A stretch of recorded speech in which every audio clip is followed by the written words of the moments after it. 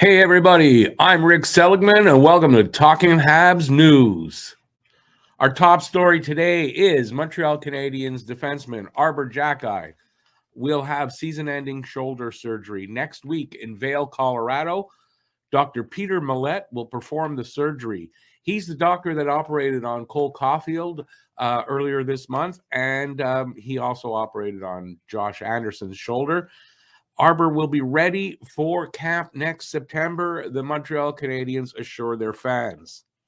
Also in the news for the Canadiens, Corey Sheneman, defenseman, was sent back to Laval Rockets, and that means we can expect defenseman Caden Gooley to be back in action on Tuesday in San Jose when the Habs take on the San Jose Sharks. That's good news for Montreal. The Montreal Canadiens have acquired winger Denis Gurianov from the Dallas Stars in exchange for winger Evgeny Dadonov. They've retained 50% on Evgeny Dadonov. Gurianov, a left shot winger. He's 25 years old, 6'3", 205 pounds. He can play a physical game, which I'm sure is one of the reasons why Montreal wanted to get him. Drafted 12th overall in 2015 by the Dallas Stars. He scored 20 goals in 2019-2020. That's his career high. Current salary is $2.9 million, but he is an RFA at the end of this season. He's a bottom six forward. His career stats are 257 games played, 46 goals, 57 assists for 103 points. He's also a +1 in his career and has accrued 54 penalty minutes. We're cutting away for this breaking news. This just in. Montreal Canadiens are offering a cash reward for any information leading to the discovery of the whereabouts of Sean Monahan.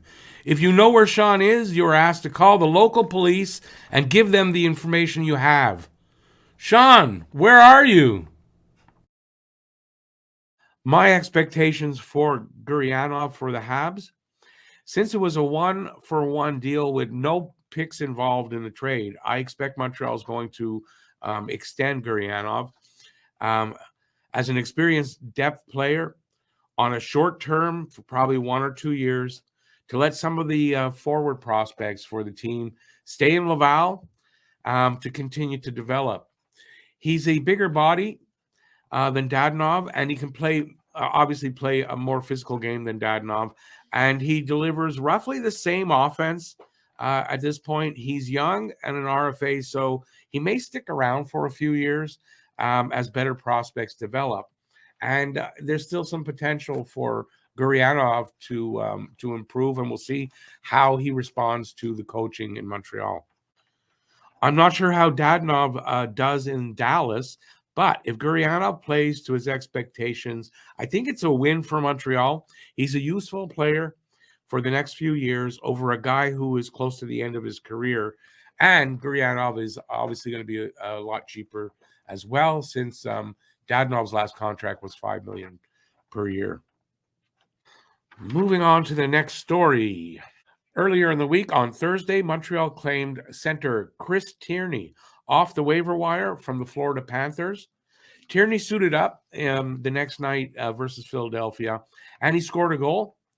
He's a center, as I said. He shoots left, 28 years old. He's 6'1", 191 pounds.